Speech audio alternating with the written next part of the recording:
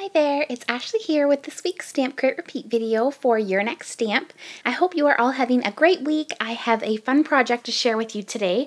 It is these little mini pillow boxes, and these are so cute to put little Christmas goodies in.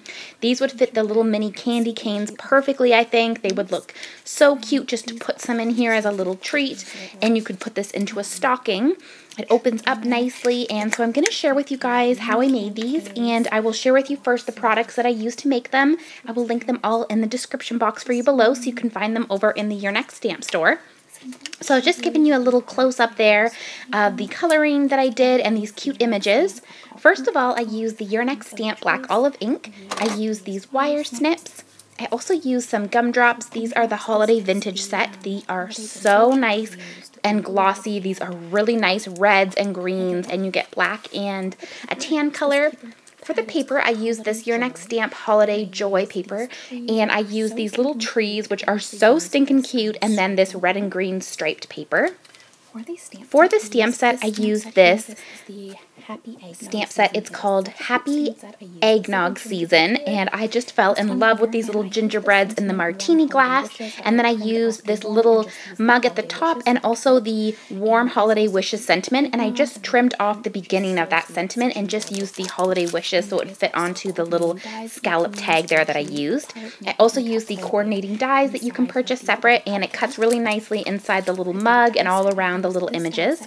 For the die set, I used this one here, which is the mini pillow box die set, and you get all of these cute little bits with it. You get a little scallop there that I use. There's also a circle, and there is also a script that says the treats on it.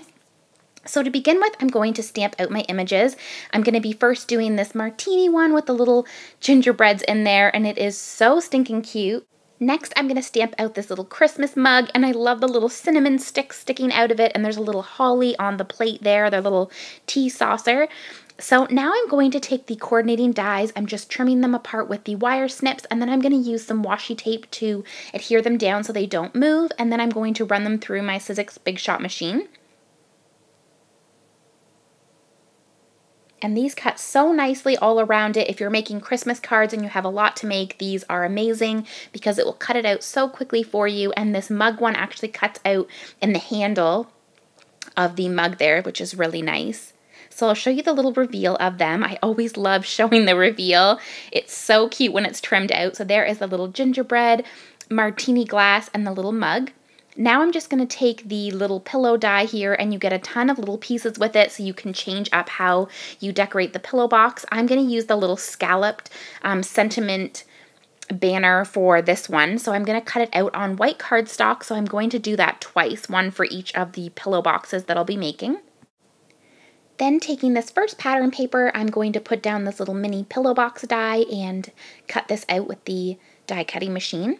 And I love this paper so much. It's so adorable. You could honestly just make the pillow boxes with these pattern papers and they would be so cute.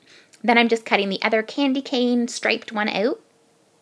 Now that I've got all of my bits, I'm going to add on this sentiment. So there's a sentiment that says warm holiday wishes. It wouldn't fit onto that scallop, so I decided that I would trim off the first warm part, which don't ever be afraid to trim apart your stamps for the sentiments. There is usually a good sized space in between. Just obviously be really careful when you do something like that so you don't damage your stamp, but you can get a lot more use out of them by doing that. So now I'm just going to set that down and stamp it out on each of the little scallops. And I didn't fully center them. I put each of them to the side so that I could add on the little image to the side of it and have a little bit of space there to adhere it down.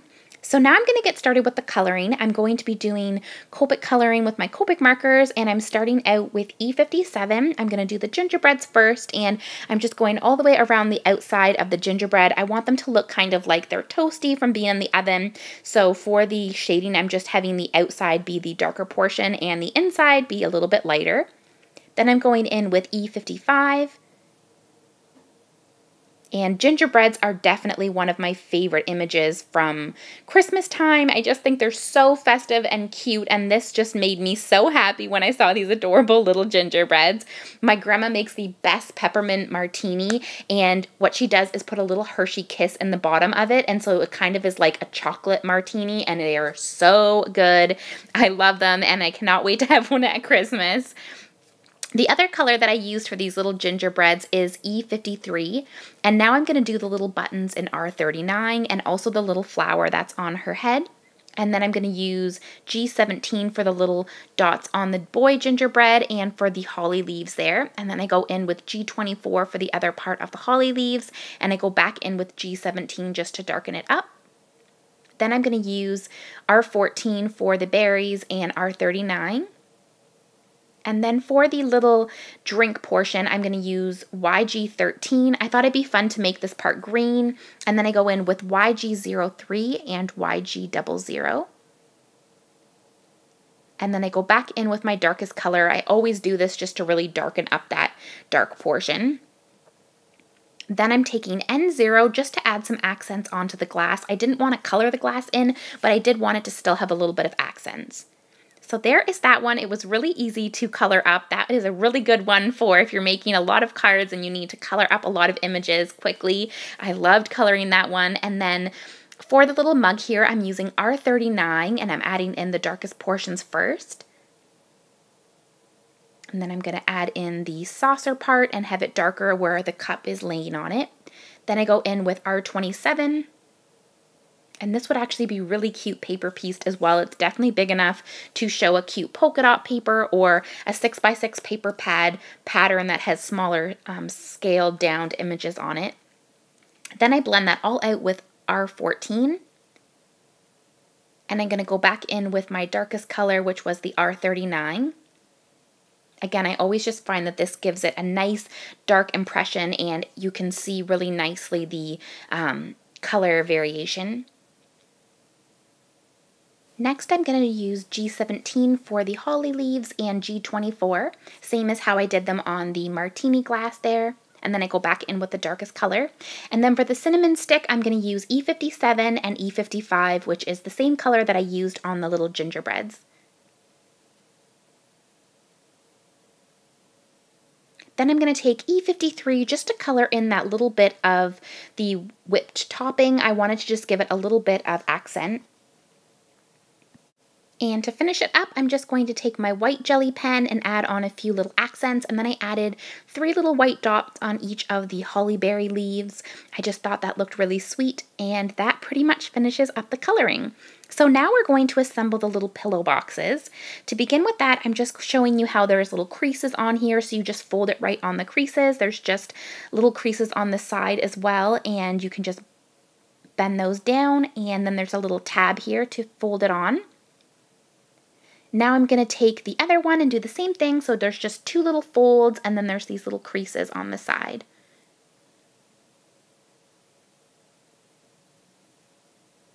And you could assemble these and then add on your images, or I decided that I would add on the images before I assemble them. So I'm just taking some adhesive that I have and I'm setting down these little scalloped sentiments here and putting on the little images, and I think they look so cute.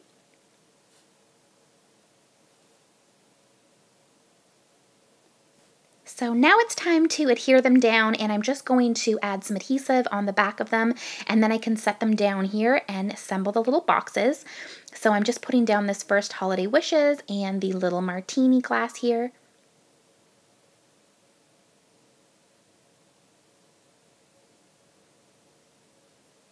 And I couldn't decide which portion was the top, so I guess it doesn't really matter, but in the end I decided that it was probably better to do it on the other side just so that the box folded away from it so you don't see the little flap, but I don't think it really matters. I think both ways look cute.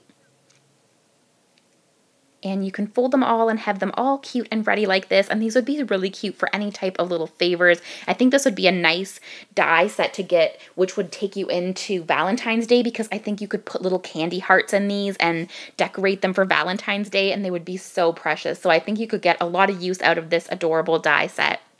And I believe there is a larger pillow box as well. This is the mini-sized one.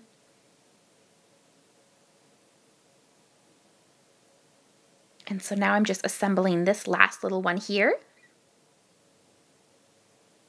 And then we can add on our gumdrops, which I always love adding on gumdrops. I think this adds a nice little touch on them. So I wasn't sure which one I was going to use, but I ended up using the holiday vintage one. There was some nice greens on this tropical one here, but I did go with the holiday vintage one. And what I ended up doing was taking 3 small-sized gumdrops. I took 2 red and a green, and then for the other one, I took 2 green and a red. And it just fit perfectly. I put the smallest one to begin with just in between the 2 words below it, and then I'm adding on the other one. So it was really easy to line it up, and I think that really adds something to the front there. It gives it some nice dimension, and you can see the difference there between the one that doesn't have the gumdrops and the one that does. Definitely the gumdrop one just adds so much cuteness to it. So I'm just adding that on to my second one here. And that is my project for this week. So I hope that you guys enjoyed. Thank you as always so much for watching and for your sweet comments. And I will see you guys in next week's video. Bye now.